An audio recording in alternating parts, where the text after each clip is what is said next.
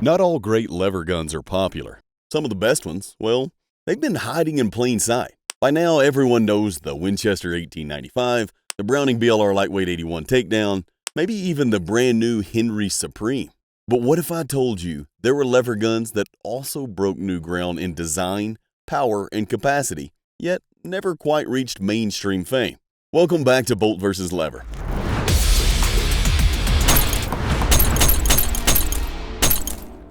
In this video, we'll talk about 8 incredible lever guns that have been overlooked or forgotten over time. We've got one of the earliest takedown lever actions that fold up neatly for transport. A Finnish-built lever gun, designed so well it could rival bolt guns as far as accuracy.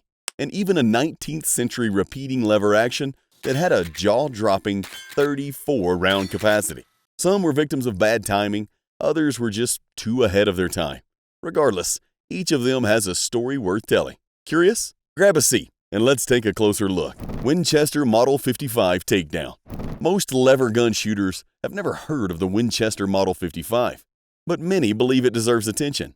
It arrived in 1924 as a sleeker spin-off of Winchester's famous Model 1894. Lever guns were losing ground to bolt guns after World War I, so Winchester tried to spark new interest by offering a lightweight, quick-handling variant that included a rare takedown feature. That design allowed the rifle to split into 2 pieces, which made it easier to stash in a suitcase or trunk. It retained the robust Model 94 action, but used a 24-inch rapid taper barrel and a half-length magazine to reduce weight and bulk. Initially chambered only in .30-30, it later included .32 Winchester Special and .25-35.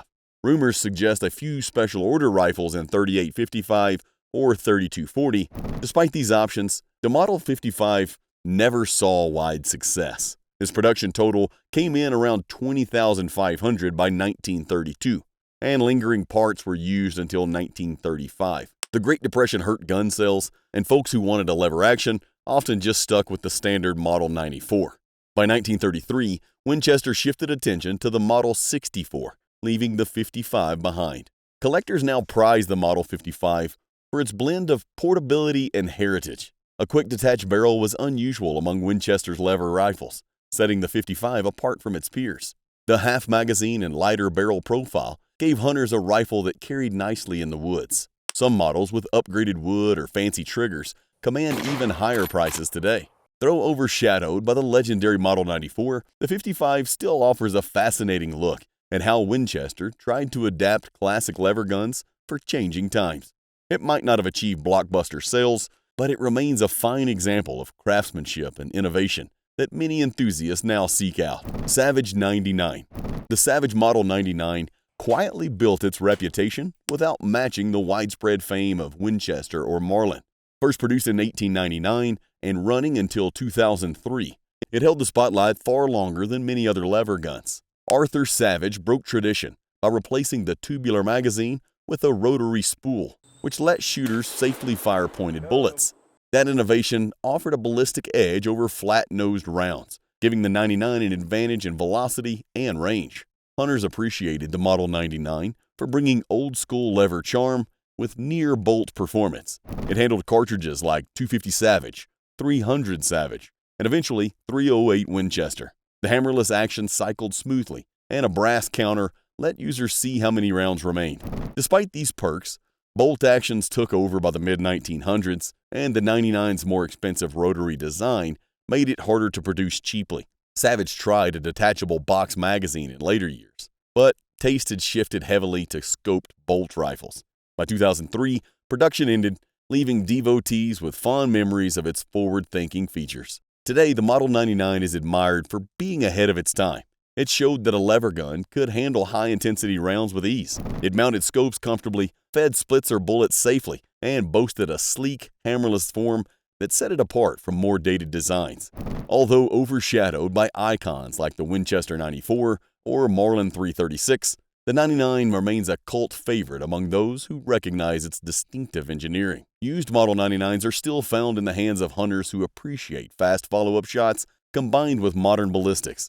It might not hold the same nostalgic glow as older Winchester lever guns, but for performance-minded folks, the Savage 99 still represents a remarkable leap forward in lever-action history. Winchester Model 88. The Winchester Model 88, introduced in 1955, challenged what a lever-action rifle could be. It departed from classic underbarrel magazines and visible hammers, adopting a forward-locking rotating bolt and a detachable box magazine. This setup allowed safe use of pointed cartridges like .308 Winchester or .243 Winchester, which boosted its effective range compared to the flatter rounds commonly associated with lever guns. Hunters seeking quick follow-up shots but modern performance gravitated to the Model 88. It offered chamberings that included .358 and .284, giving shooters choices well beyond the usual 30-30. Its one-piece stock and solid top receiver simplified scope mounting, a key advantage when optics were becoming standard in hunting. Despite these merits, it never reached the iconic status of older Winchesters. Traditionalists found it too futuristic, and many bolt rifle purists stayed loyal to turn bolts. Production ended in 1973 with around 284,000 made. Critics sometimes pointed to its spongy trigger and 4-end screw that could affect accuracy. Skilled gunsmiths, however, often managed to get excellent performance out of the Model 88. It bridged old and new, merging lever speed with bolt-like power. This rifle was among the earliest to usher lever guns into the realm of high-velocity cartridges. And while it wasn't a runaway success, it earned a dedicated following. Collectors and enthusiasts who favor innovative designs still seek it out, impressed by its forward-thinking approach to lever-action engineering. Many who shoot it today praise its handling and potential for fine accuracy, proving that Winchester was willing to push boundaries in a market long dominated by more conventional designs. Browning Model 53. The Browning Model 53 revived the spirit of Winchester's 1924 Model 53. Itself had a lightweight twist on the Model 1892. That original design emerged when surplus bolt actions flooded the market after World War I, and Winchester tried smaller, handier rifles to re-spark interest in lever actions. The Model 53 featured a 22-inch barrel with a rapid taper and a half magazine, which trimmed weight and made it comfortable to carry in the field. Chambered in cartridges like the 2520, 3220, and 4440, it excelled at small game, varmints, and short-range deer hunting. Unfortunately, production ended by 1932 with only around 15,000 made. The Great Depression played a part, as did Winchester's move toward other models. Decades later, Browning tapped into nostalgia by releasing its own version of this nimble lever gun. The remake stayed faithful to the original's dimensions and feel. Owners often describe it as quick to shoulder with modest recoil and easy pointing, perfect for a day in the thick brush. Collectors prize the older 4440 variants for their scarcity, although any Browning or Winchester 53 is a treat to find. The half magazine and short taper barrel give it a distinctive look and balance. It might lack the broad frame of the Model 1894 or 1892, yet it remains a noteworthy lever for enthusiasts who prefer a handy, less cumbersome rifle. There's a reason folks still seek it out, whether to fill a collection or to head into the woods with an agile repeater in a classic chambering.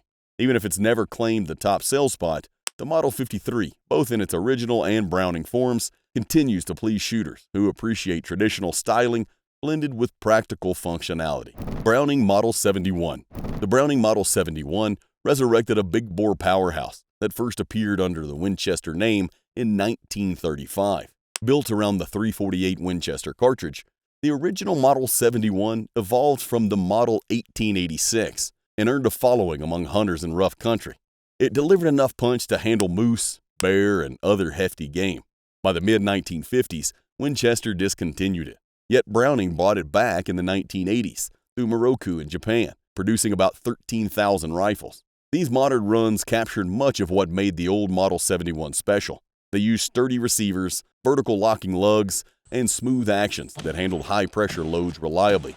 Browning offered both a 24-inch barrel and a 20-inch carbine, which appealed to hunters needing serious stopping power in thick brush. The .348 Winchester cartridge, though potent, never gained widespread popularity due to the heavier recoil and limited ammunition availability. Still, it remains a favorite for those venturing into places where a stout lever gun can mean the difference between success and a long tracking job. Browning's version retained the old-school look while improving fit and finish in some cases. Many owners claim it rivals or exceeds the original.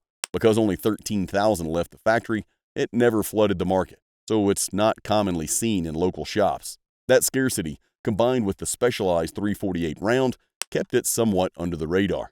However, those who love powerful lever actions rank the Model 71 near the top of their wish list. Browning's updated take on this old design still represents one of the beefiest lever rifles ever carried in North American hunting grounds, proving that big bore levers retain a dedicated core of fans. Ballard rifle.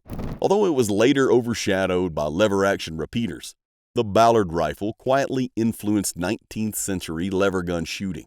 Charles H. Ballard patented it in 1861, and various companies produced it before J.M. Marlin took the design to new heights. It was a single shot, not a repeater, which might seem a drawback in the era of rapid-fire Winchesters. Yet the Ballard excelled at accuracy, making it a favorite of target shooters and hunters who valued precise, deliberate fire. The Ballard rifle's chambering varied from small rimfires like the .22 short to larger center fires, such as the .45-100, which gave it broad appeal across different shooting styles. Marlin's improvements included top-quality barrels and well-fitted triggers, boosting its reputation at competitions. While it saw limited military use during the Civil War, its bigger legacy lay in civilian hands. Competitive marksmen discovered that its breech seating system produced a repeatable alignment for each shot, a significant factor in consistent hits. The Ballard's niche status likely explains why it never achieved the fame of iconic lever guns. It wasn't designed for high-volume shooting or frontier skirmishes. It was built for one well-placed shot at a time. Production changed hands several times, which didn't help with branding. As repeating rifles improved in power and reliability, single shots gradually faded from mainstream attention. Still, collectors prize Ballards, especially those refined by Marlin, for their craftsmanship and pinpoint accuracy. They serve as a reminder that during an era of rapid development, some designs prioritize precision over speed. That philosophy resonates with modern shooters who appreciate hitting a target with confidence on the very first trigger pull. Evans Repeating Rifle. The Evans Repeating Rifle emerged in 1873 with a jaw-dropping 34-round capacity, thanks to a helical magazine system running through the buttstock. Warren Evans, a dentist with an inventive streak, believed that kind of firepower would grab military attention. After all, most lever guns of the day held 10 to 15 rounds, so doubling or tripling that seemed revolutionary. Unfortunately, the rifle's complexity made it prone to jams in harsh environments, and its proprietary .44 Evans cartridge wasn't easy to find. When the U.S. Army passed on it, Evans tried marketing the rifle to civilians. Some frontiersmen welcomed the extended capacity, and legends like Buffalo Bill may have tested it, but it never became a standard frontier tool. Ammo scarcity and mechanical quirks overshadowed its advantages, and by 1879, Evans stopped production after around 15,000 rifles. Timing also worked against it. Better-known brands like Winchester and Spencer already dominated. Collectors now view the Evans as a bold experiment in high-capacity design, long before detachable magazines became common. It showed the potential for a lever gun to carry more ammunition than most revolvers or repeaters of its time. However, that innovation didn't translate into lasting success. Maintaining and finding ammo for such a specialized rifle proved challenging on the frontier. The Evans remains a fascinating footnote in lever-action history, an example of how raw capacity alone doesn't guarantee widespread acceptance. It's rarely spotted today, but anyone who stumbles upon one can't help admiring the ambition behind its spiraling magazine concept. Sako Finnwolf. The Sako Finnwolf appeared in 1959 as Finland's take on the lever action. Unlike classic American designs, it used a gear-driven mechanism that produced a smooth, efficient cycle, almost like a refined bolt rifle. Chambered in modern cartridges such as the .308 and .243 Winchester, it targeted hunters who wanted lever speed and quick follow-up shots, yet demanded accuracy rivaling a bolt gun. Sako's attention to detail led to tight tolerances and quality wood stocks, so the Finnwolf wasn't cheap. Around 3,500 were made before 1974, and high production cost, coupled with a market swinging heavily to bolt actions, kept it niche. Those who tried one, though, often praised its silky lever throw and surprising precision. Unlike many lever guns that top eject, the Finnwolf featured a design that ejected casing smoothly without interfering with optics. It was an elegant fusion of lever convenience and modern ballistic performance. But it arrived in an era when most shooters leaned toward more affordable bolt rifles. Owners lucky enough to find a Finnwolf typically describe it as a hidden treasure. It offered a short lever stroke that allowed rapid follow-up shots, and its accuracy could stand toe-to-toe with popular bolt models of its day. That performance, however, came at a premium. When Sako discontinued it, the Finnwolf became a rarity that collectors still pursue. It's proof that lever actions can be far more than just nostalgic brush guns. With the right engineering, they can hold their own on longer shots and deliver a level of refinement often missing in mass-market designs. Some enthusiasts believe that if the Finnwolf had launched under different economic conditions, it might have reshaped the lever action landscape worldwide. And that's our list of the best lever guns you've never heard of. They're never going to be household names, but they all brought something unique to the table. Some were ahead of their time, others just weren't marketed well enough. But they all deserve a second look. Ever owned or shot any of these engineering marvels? Got a story to tell? Please drop a comment below. We'd love to know more. And while you're down there, don't forget to like, share, and subscribe. Plus, hit that bell icon so you'll never miss out on more of these kinds of content. Thanks for watching.